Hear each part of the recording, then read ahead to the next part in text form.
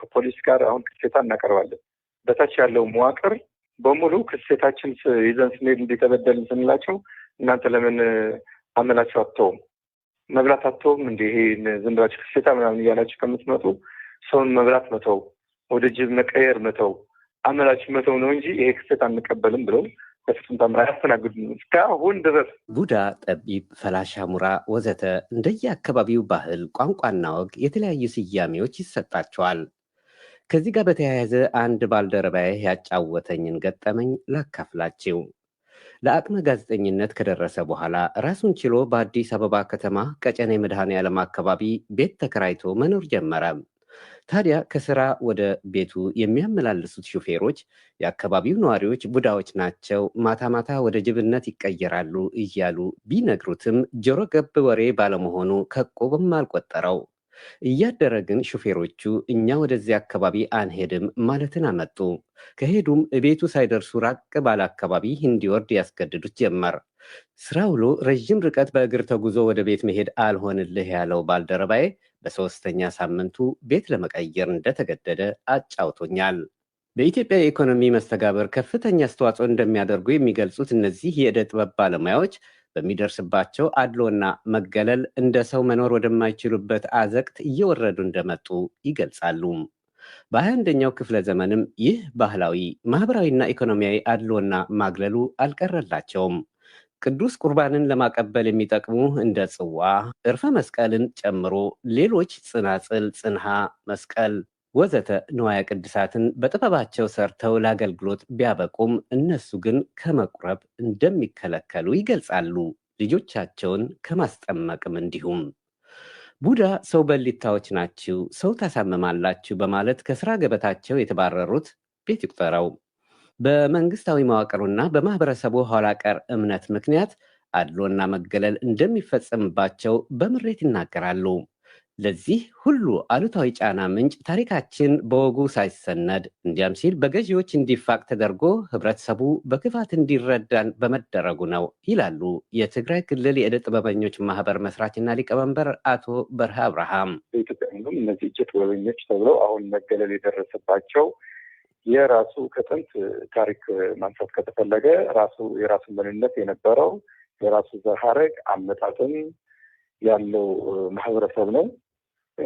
ያም ሆኖ ግን በሀገራችን ባለው የታሪክ ፍሰት የተዛባና በየጊዜው የሚነሱ መሳፍንቶች ይሁኑ የሀገር ገዢዎች ይሁኑ ለራሳቸው ሲሉ ሲያጣምሙት የመጡትን ታሪክ የአንደኛው ታሪክ ወደ አንደኛው ሲገለብጡ አንደኛው ለአንደኛው ሲቀማ የዚህ ሰለባ ማህበረሰብ ሆኗል እጀ ጥበበኛ ማለት ነው። ምክንያቱም ከብሉይ ኪዳን ጀምሮ ብሉይ ኪዳን ያመጣ ከነበረው ባዕድ አምልኮ እንዲላቀቅና ወደ ፑሊ እምነት ወይ የኦሪት እምነት እንዲያመልክ ያደረገ ማህበረሰብ ነው እና ይህን በጣም ትልቅ ለሀገሪቷ በጣም ትልቅ ውለታ ያለው ማህበረሰብ ፍሰቱ ከእስራኤል መሆኑ ይታወቃል።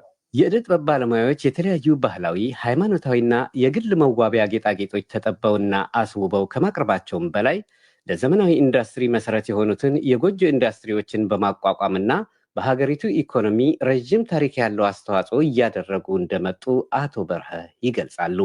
ለ3,000 ዘመናት የቆየ የዚች ባለውለታ ነው የማህበረሰብ ማረሻ፣ ማጨድ ከዛም አልፎ በባህሉ መሰረት ወርቅ ምናምን ለሰርግ የሚሆን ለተለያዩ ቀለበቶች የሚሆን ወርቅ የሚያቀርብለት የማህበረሰብ ነው ማለት ነው። ሽመና ምናምን እየሰራ የሚያለብሰው ይሄ ማህበረሰብ ስራ ይሆን ድስት ይሆን ለምግብ ማብሰያ ለወጥም ለሌሎች ነገሮችም ሸክላ ለጠላ የሚሆን ለቡና መስያ ምናምን ጀበና የሚመስሉ ነገሮች እስካሁን ድረስ በሌላ ነገር ያልተተካ በብዛት በየቤቱ የሚገኘው አገልግሎት የሚሰጡ የዚህ ማህበረሰብ እጀ ጥበብ ውጤት ነው።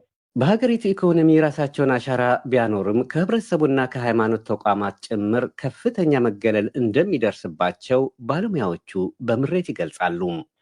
የሚደርስብን መገለልና ጥቃት በጣም ዘርፈ ብዙ ነው። በቃላት ሊገለጽ አይችልም። ሞት አለ። የሞቱ እጀ ጥበበኞች ብዙ ናቸው። አሁን በፍርድ ላይ ዝም ብለው ተንጠልጥለው እስካሁን ውሳኔ ያላገኙም አሉ። ሰው ይገደላል። ወደ 20-30 ሆነው ተሰብስበው ሄደው ነው አንድ ሰው ቀጥቅጠው የሚገድሉት። አንተ ቡዳ ነህ ብለው መሞት አለ። በቤተክርስቲያን ላይ ሄደን የቤተክርስቲያን እንደ ክርስቲያን መብት የለንም። ቄስ መሆን አንችልም፣ ዲያቆን መሆን አንችልም። ቤተክርስቲያን ላይ ገብተን ቤተ መቅደሱ ውስጥ መግባት አትችሉም ይባላል። ታዲያ ምንድን ነው የሚባል? እዛ በደጅ ላይ ሆናችሁ ዝም ብላችሁ ተሰልማችሁ ነው የምትመለሱት ነው። ጥምቀት ማለት ነው። ጥምቀት አሁን ትልቁ የሃይማኖቱ የክርስትና በተለይ በክርስትና ሃይማኖት የሚታመነው አንድ ክርስቲያን ለመሆን መጠመቅ አለበት ነው የሚለው መጀመሪያው።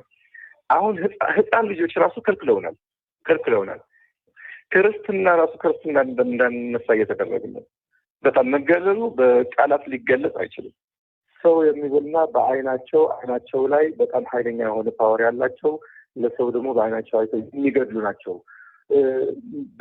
ከመንፈስ ቁርኝነት አላቸው። ቡዳዎች ናቸው፣ ሰው በሊታ ናቸው የሚል በጣም በማህበረሰቡ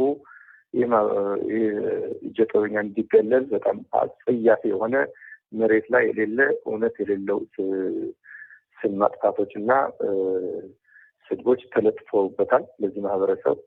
አቶ በርሀ መቀለ በሚገኘው አንድ የልብስ ስፌት ፋብሪካ ይሰሩ ነበር። በስራቸውም ምስጉንና ታታሪ እንደነበሩ ይገልጻሉ። ይሁንና የፋብሪካው ሰራተኞች እየታመሙ ነው፣ ለዚህም ቡዳ ስለሆኑ ተጠያቂ እሳቸው እንደሆኑ የሚገልጹ ተደጋጋሚ ጫናዎች ሲደርስባቸው ስራቸውን ለቀው ለመውጣት መገደዳቸውን አጫውተውናል።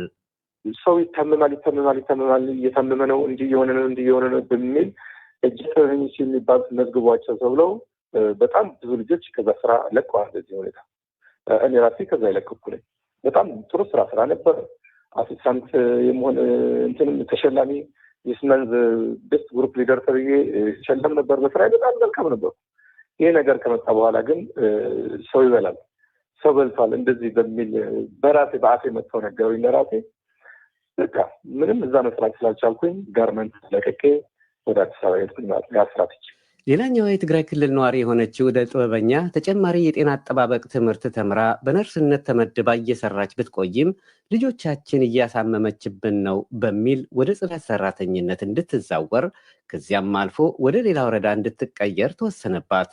የተቀየረችበት ወረዳም የእኛ ልጆች በቡዳ ይበሉም እንዴ በማለት ከስራ ገበታዋ እንድትለቅ መገደዷን በማከል የጤና ባለሙያ ነች። አሁን በጣም ረዥም ጊዜ አገልግላለች እዛ። ግን በሆነ ጊዜ ላይ እንደዚህ እጀ ጥበበኞች ተወላጅ ነች ተብሎ ከተነገረና በማህበረሰቡ ከታወቀ በኋላ በጣም መገለል ደረሰባት። ልጆች እንዳታክም ተከለከለች። ከሕክምና ወደ ጽዳት እንድትወርድ አደረጓት።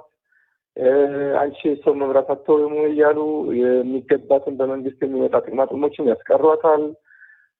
የተለያየ መገለል ደርሶባት ከዛም ወደ ሌላ ቦታ እንድትቀየር ተደረገና እዛ የተቀየረችበትን ተደዋውለው ቀያሪም ተቀባይም ተደዋወልና የሚቀበለውም ወረዳ ለምን የእኛ ሰው አይበላም ወይ እናንተ ጅብ ነች ብላችሁ ወደኛ የምትልኩልን የእኛ ሰው አይበላም ወይ የእኛ ሰው አይፈራም ወይ አንቀበላትም ብለው በቃ መሀል ላይ ተንጠልጥላ ቀረች ነው።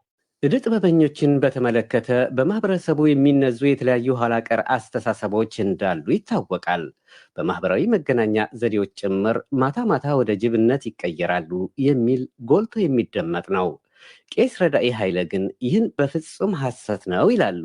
በስላሴ አምሳል የተፈጠረን ሰው ወደ ጅብነት ይቀየራል ማለት ትክክል እንዳልሆነ በማከል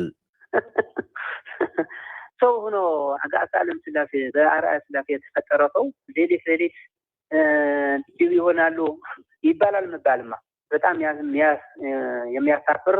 እኛ የእግዚአብሔር ፍጥረት ሆነን በአጋሳለም ስላሴ የተፈጠረ እንደዚህ ማለትን በጣም የሰይጣን ስራ የክርስቲያን ሳይሆን እንደዚህ ብለመናገር ለእግዚአብሔር ምን እንደሚሆን በጣም የሚያስገርም ነው።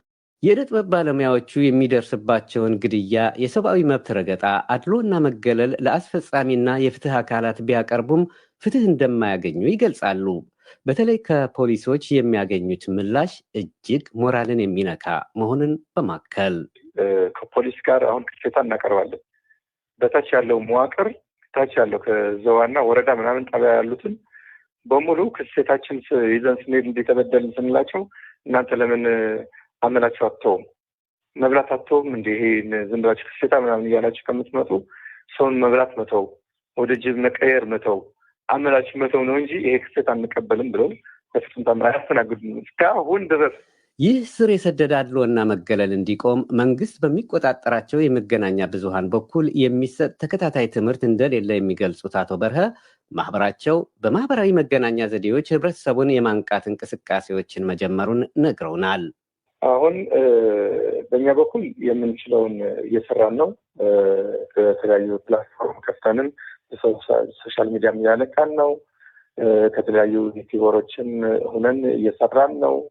ማህበረሰቡ ቢያንስ ንቃተ ህሊና እንዲያገኘው የነበረ ተሸፍኖበት የነበረ እውነት እየመሰለው የነበረ ነገር ገልጠን ለማሳየት እየሞከርን ነው።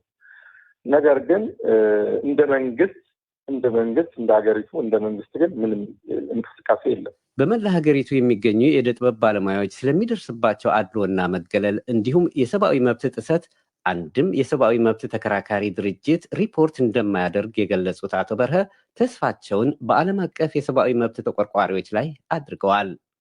የዓለም አቀፍ ያሉ የሰብአዊ መብት ተሟጋችም ቢሆኑ ለዚህ ማህበረሰብ ሊደርሱለት ይገባል።